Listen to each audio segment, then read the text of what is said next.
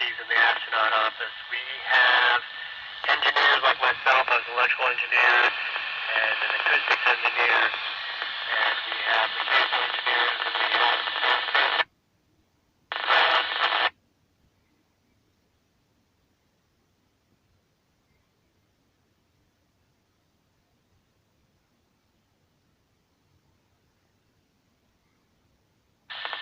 you can almost do anything in technology, engineering, and medical sciences and become an astronaut. You just have to do well in what you're doing.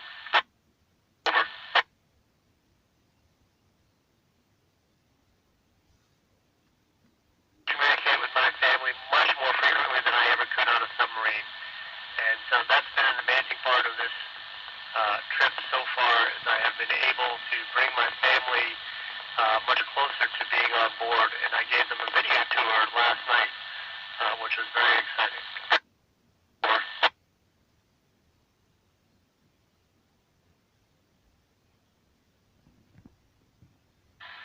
Well, for me, I visited the space station 3 times on space shuttles, and they were 3 different lengths, 12, 14, and 16 days. And so this time, the standard ISS mission is 6 months, and so I'll be up here for 6 months. Over.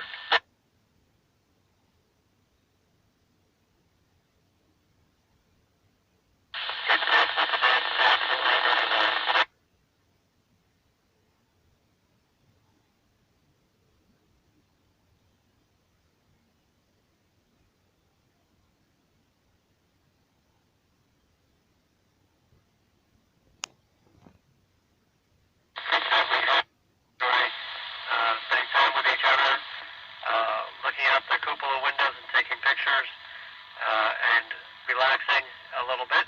So there's a fair amount to do. You'll never get bored on the ISS. Over.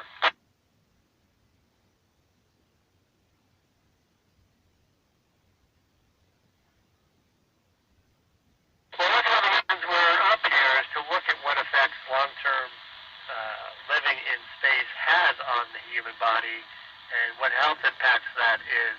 And what we learn up here will help us understand how our bodies work and will help make life better there on Earth. Over.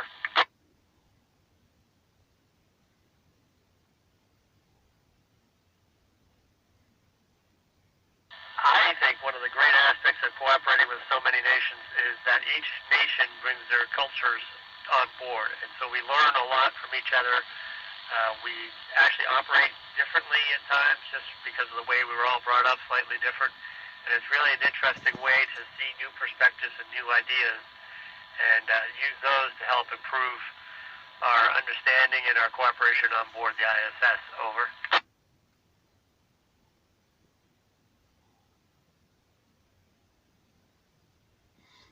During our mission, we will have 3 visiting vehicles that will come with cargo.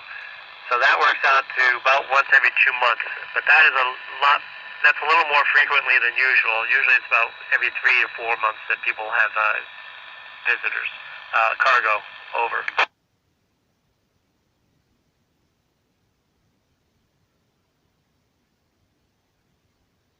Well, the biggest threat to us here living on the International Space Station is actually micrometeorite and orbital debris, and so we can see some of it on different radar systems around the world, and so we will move the International Space Station out of the way of orbital debris that we can see. But over the lifetime of the space station, that is the biggest risk to the space station itself. Over.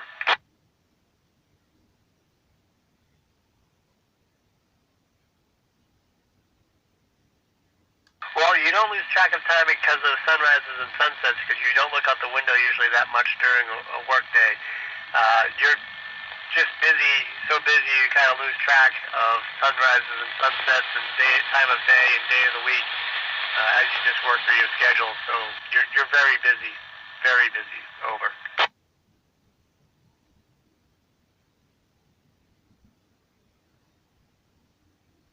Well, we actually have a medical officer who's trained to help and assist on board, and we can always call the doctors and get telemedicine. Right now, we fortunately do have an actual medical doctor on board, which makes things a lot easier should there be any issues. Over.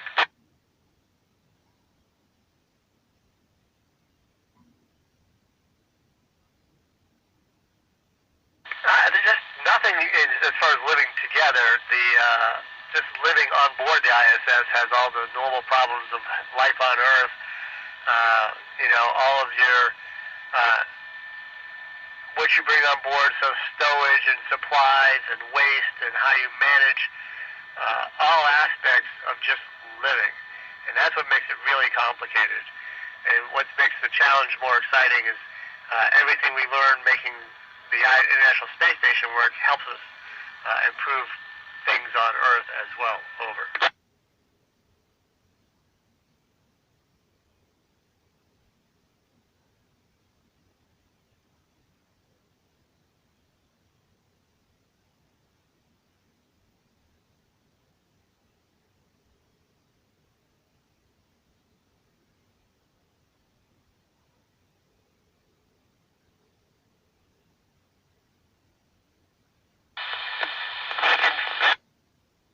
Let me fix the squelch a little bit.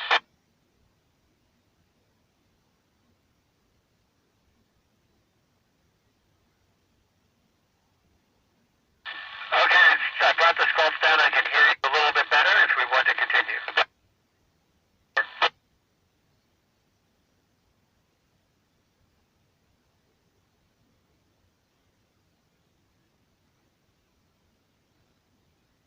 It's amazing. Having been outside to do a walk on the International Space Station is the most wonderful feeling.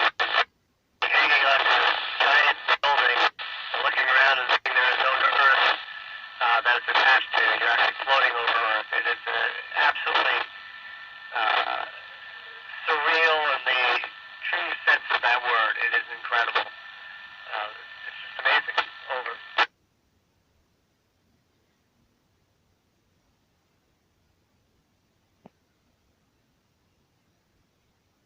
Spacewalks, we do, a couple every